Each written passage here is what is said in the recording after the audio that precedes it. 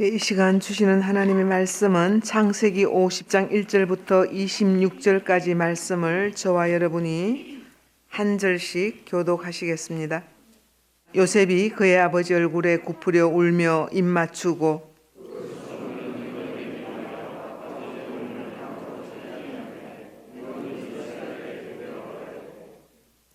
40일이 걸렸으니 향으로 처리하는 데는 이 날수가 걸림이며 애굽 사람들은 70일 동안 그를 위하여 곡하였더라.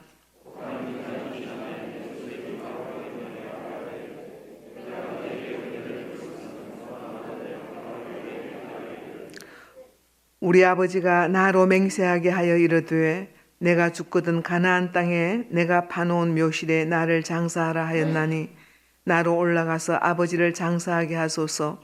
내가 다시 오리이다 하라 하였더니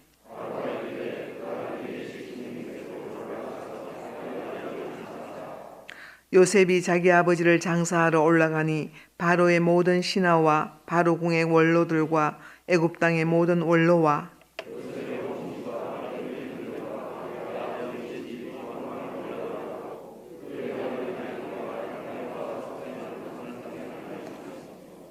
병거와 기병이 요셉을 따라 올라가니 그 때가 심히 컸더라.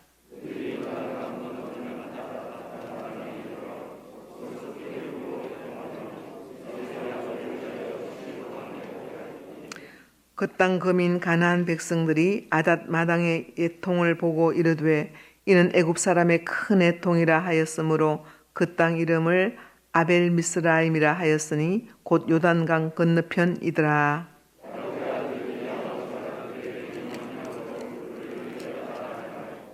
그를 가나안 땅으로 메어다가 마므레 앞 막벨라 밭 굴에 장사하였으니 이는 아브라함이 해쪽 속 에브론에게 밭과 함께 사서 매장지를 삼은 곳이더라.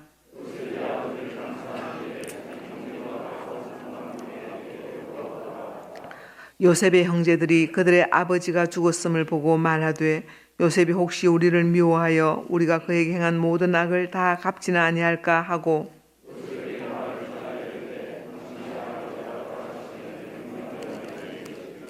너희는 이같이 요셉에게 이르라. 내 형들이 내게 악을 행하였을지라도 이제 바라건대 그들의 허물과 죄를 용서하라 하셨나니 당신 아버지 하나님의 종들인 우리 죄를 이제 용서하소서 하매 요셉이 그들이 그에게 하는 말을 들을 때에 울었더라.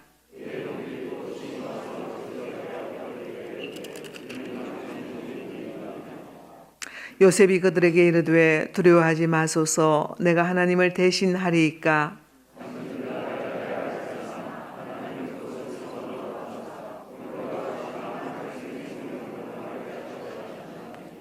당신들은 두려워하지 마소서. 내가 당신들과 당신들의 자녀를 기르리이다 하고 그들을 간곡한 말로 위로하였더라.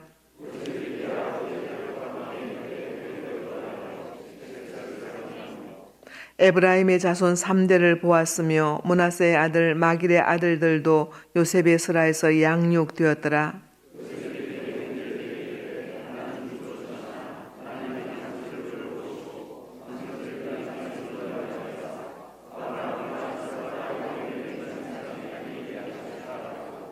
요셉이 또 이스라엘 자손에게 맹세시켜 이르기를 하나님이 반드시 당신들을 돌보시리니 당신들은 여기서 내 해골을 메고 올라가겠다 하라 하였더라.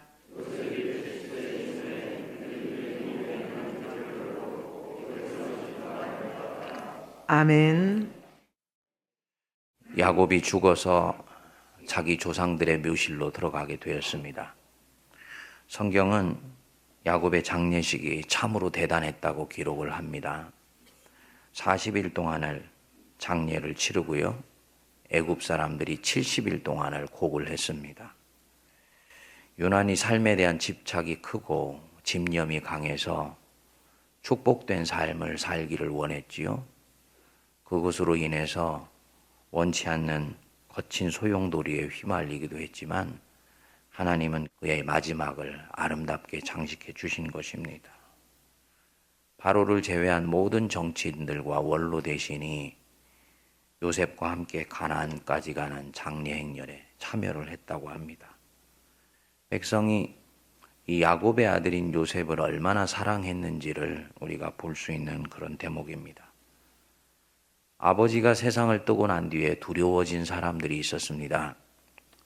요셉의 형들, 여태까지는 아버지 때문에 자신들을 후대했는데 이제는 아버지가 사라지게 되었으니 요셉이 자신들에게 원수를 갚으면 어떻게 하는가 하는 그런 두려움이 엄습한 것입니다. 형들이 자기 때문에 불안해한다는 소식을 듣고 요셉이 울었다고 얘기를 하지요. 그리고는 형들에게 말을 합니다. 19절을 여러분 보시면 요셉이 그들에게 이르되 두려워하지 마소서 내가 하나님을 대신하리이까. 형님들 저 때문에 두려워하지 마세요. 내가 하나님 자리를 대신할 수가 있겠습니까? 이미 잘못을 인정하고 저에게 용서를 구한 형들을 치는 것은 제가 하나님을 대신해서 형들을 심판하려고 하는 것과 같으니 그것은 마땅한 일이 아닙니다. 라고 얘기를 하는 것입니다. 그리고는 창세기를 종결짓는 대주제가 되는 말을 요셉이 합니다. 20절, 21절 우리 같이 한번 읽어보겠습니다.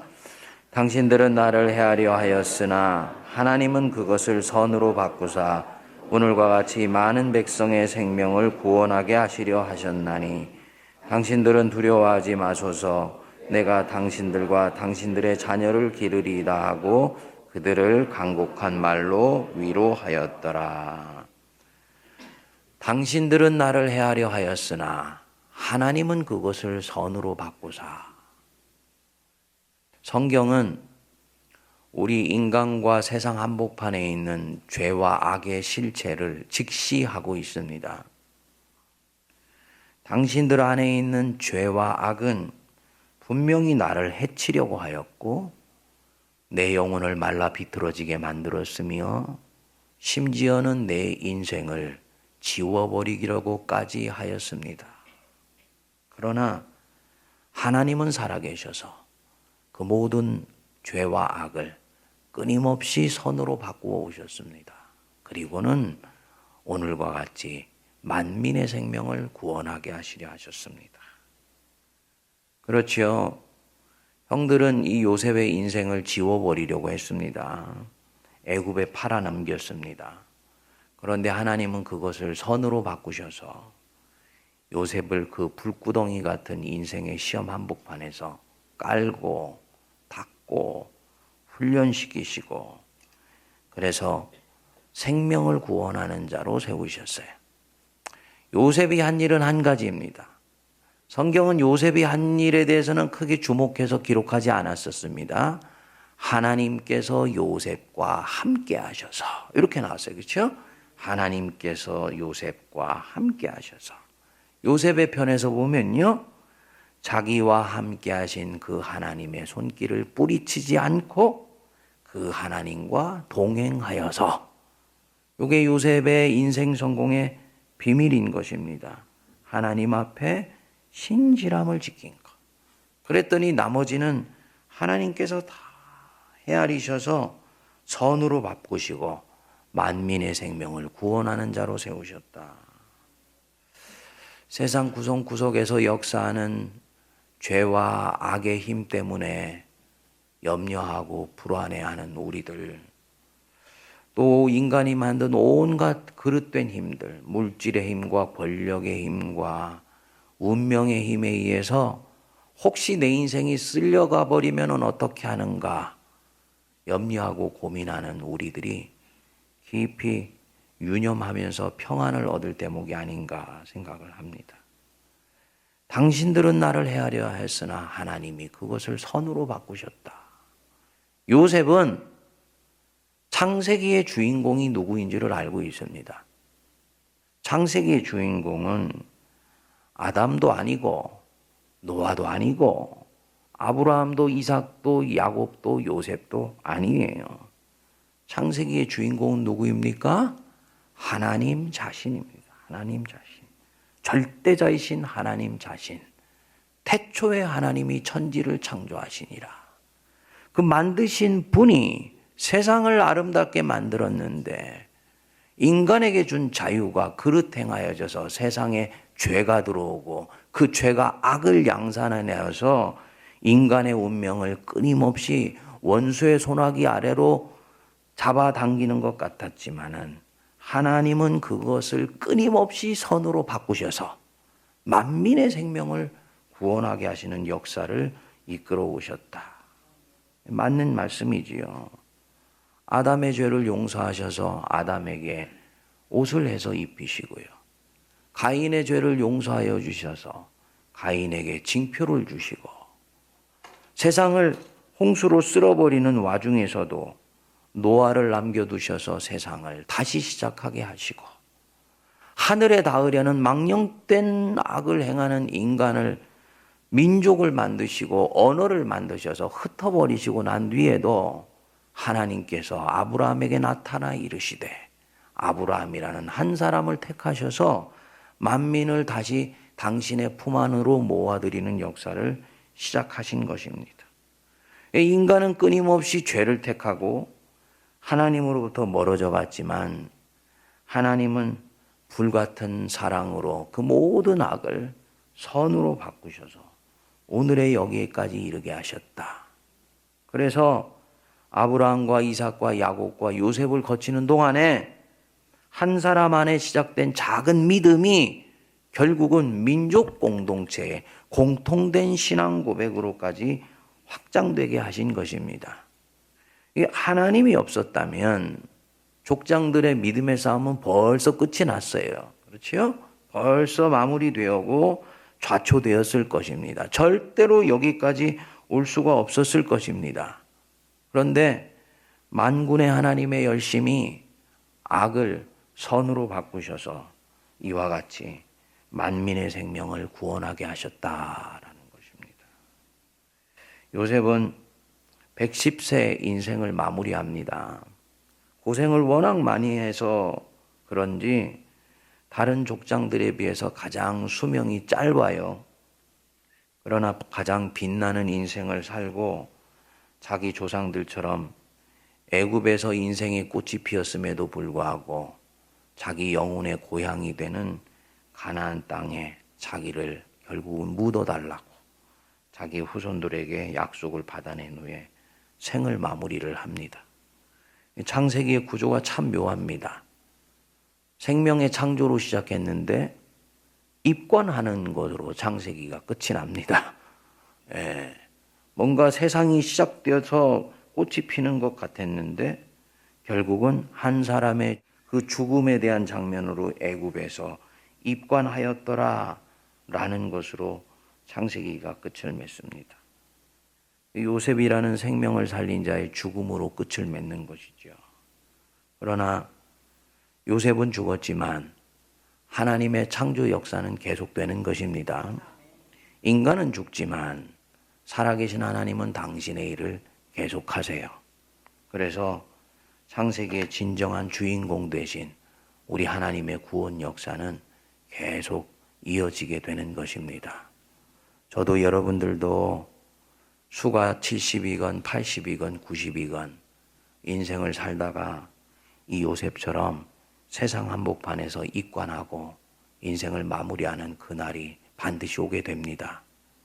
사람은 자기의 죽음과 함께 자기가 살았던 모든 삶의 흔적도 그 관 속으로 들어가서 끝을 맺습니다.